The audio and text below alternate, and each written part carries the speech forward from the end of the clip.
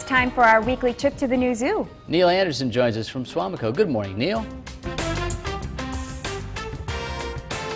Well, good morning, guys, and happy 4th of July. And, you know, it's a great time to come out and visit the zoo. We've got a lot of things going, even on the holidays, every day at the zoo. And one of my favorite exhibits, and kind of where I got my start in the zoo business, was in aviculture and working with waterfowl down at SeaWorld.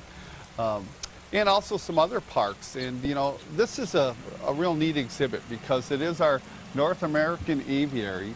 And with the aviary, it's a free flight aviary. So the waterfowl do have an opportunity to go ahead and fly within this exhibit. Some are currently nesting right now, but also we have a few other birds that are really exhibit favorites as well. And you can see right in front of us, we have the pelicans, the white pelicans. And these two birds were brought in.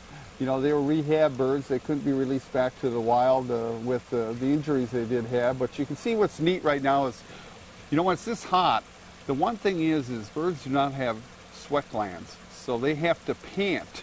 And we'll go ahead and take a look. Or, you know, they'll be like the waterfowl are doing. They're swimming around, you know, and with the, you know, with their webbed feet, they're able to cool off and pump a lot of blood down in there. But then you get other birds like the pelicans that, even if they're out of the water, you can see with that flap of skin, you know, that's underneath the bill, is they're going ahead and, especially this one to the right, it's taking air in, and what it's doing is just, you know, that's almost like a radiator right now. So it's cooling off, and that is one mechanism that the bird looks to do to go ahead and cool off, and especially in this hot weather.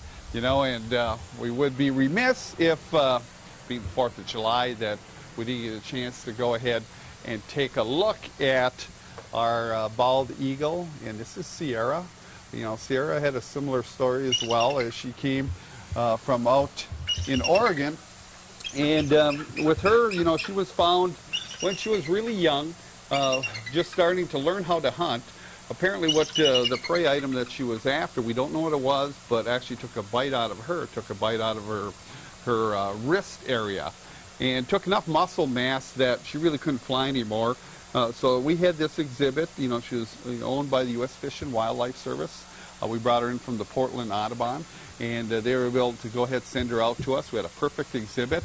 And the one thing I really love about this exhibit is because you really don't get a chance to get close to these birds, whether it's the pelican or in this case the eagle, to see how big these birds really are, and to get a chance to really take a look at what these birds look up very close. And in this case, you know, you get a chance to see Sierra. And come on out if you're going to celebrate the 4th of July. Come on out to the zoo and get a chance to see the bald eagle. With that, back to you guys.